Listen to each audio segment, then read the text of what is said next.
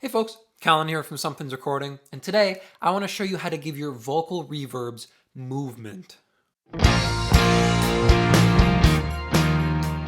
We're going to be looking at getting your reverb out of the way of your vocals today and giving it some movement and flexibility inside your track. But before we dive in, if you are looking to take your vocal mixes to the next level, and really start to dial in your EQ strategy when it comes to vocals, then I have just the thing for you. It is my ultimate guide to vocal EQ, and it's just a simple PDF that will walk you through how to EQ your vocals step by step to help you get polished and professional sounding vocal mixes without any more of the guesswork. Oh, excuse me, it's a completely free guide, and you can download it below using the link in the video description. My chicken lunch is coming back to get me here. But let's dive in and take a look at these vocals here. So it's a stack of vocals we got going on in the chorus of this song, and all of them are actually sending to the same reverb here. So we have our lead vocal, and then we have this stack of background vocals here that are also sending to the same reverb, and that's this guy right here. So let me hit play here, and you can hear the chorus of this track here. And then what I'll do is I'll solo up the vocals so you can hear the stack of vocals by itself. So here's our finished mix for this song. Will you meet me in the middle? Will you meet me in the end? Will you love me just a little, just enough to show you care? Well, I tried to fake it, I don't mind saying I just can't make it. Will you meet me in the middle? Will you meet me in the end? Will you love me just a little, just enough to show you care? Well, I tried to fake it, I don't mind saying So you can hear the reverb is giving our vocals a ton of depth, and it gives them some length off the back end as well, but it can be a little bit too much while this stack of vocals is going, especially because all of them are sending into it, and it doesn't move. It kind of sits right where it's at. We have these, vocals that are sitting on top of the mix, and it doesn't give our track much movement there with the vocal. We want that depth, but we don't want it just parked right in one place. We don't want the reverb parked right on the side of our track here. So we're gonna go in, we're gonna give our reverb some movement and kind of get it out of the way of our vocals here as well. So what we're gonna do here is I'm gonna reach for the stock compressor here inside of Studio One. And the reason being is it has a sidechain feature. So I'm going to turn on the sidechain feature, and I'm going to send from our lead vocal, okay? Now that's a cool setting here on Studio One is you can click and actually select where it sends from. Ooh, excuse me. And that'll create a send right here on our lead vocal bus, sending to our plate reverb here. Now I'm just going to send from the lead vocal because all of these are singing together, and if they're harmony parts and we're sending from both our vocal and our background vocals into the reverb, I'm only going to send from our lead vocal because it's the same parts, so it'll do the same kind of effect on the ducking for me.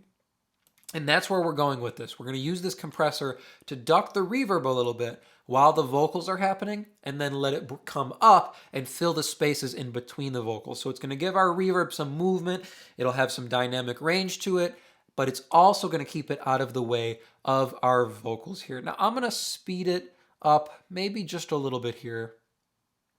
And we'll go to maybe 15 here, and I'll leave the release where it is for the moment. We might cook it up a little bit here. Ratio I'll leave at 3:1, I think. Let's kind of hit play here, and I'm going to pull down our threshold, and we're going to see what we can get from this. Will you meet me in the middle? Will you meet me in the end? Will you love me just a little, just enough to show you care? Well, I tried to fake it, I don't mind saying I just can't make it. Will you meet me in the middle? Will you meet me in the end? Will you love me just a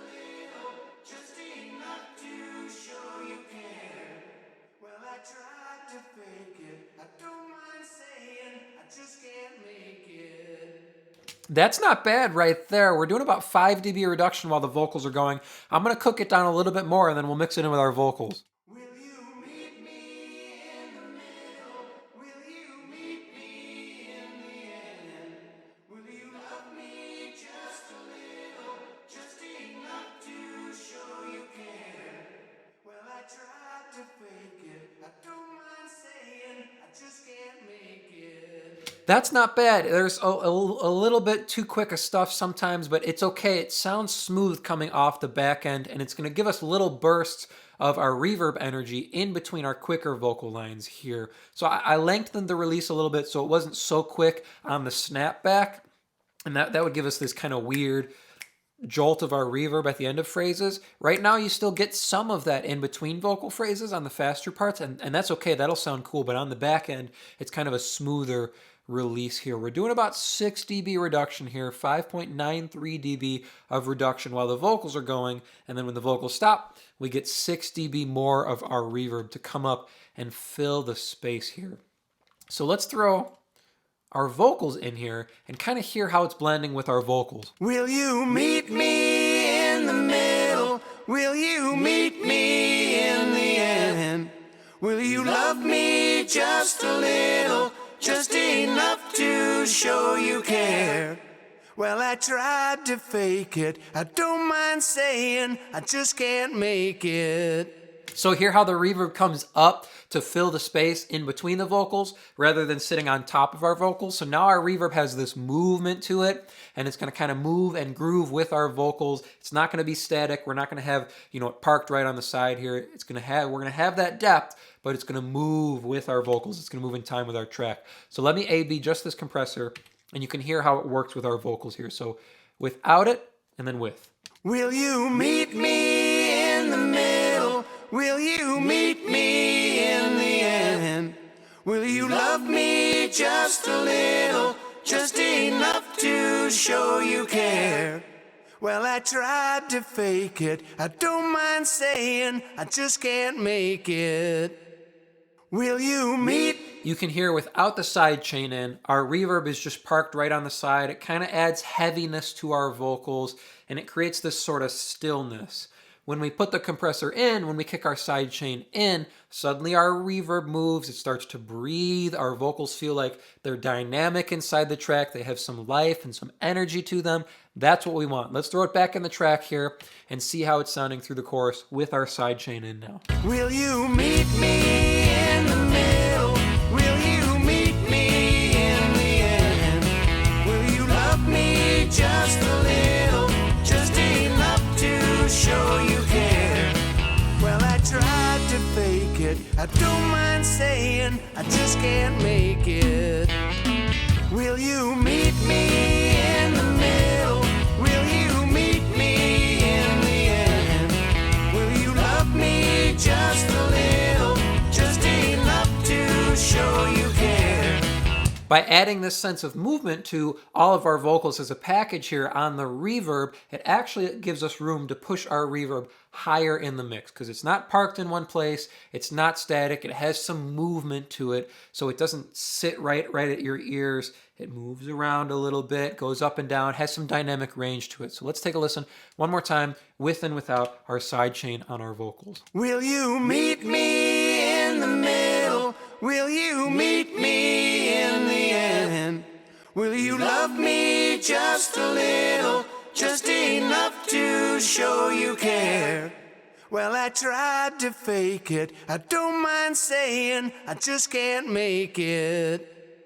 Will you meet me in the middle? Keeping our reverb out of the way of the vocals and giving it some movement and some energy inside of our track here.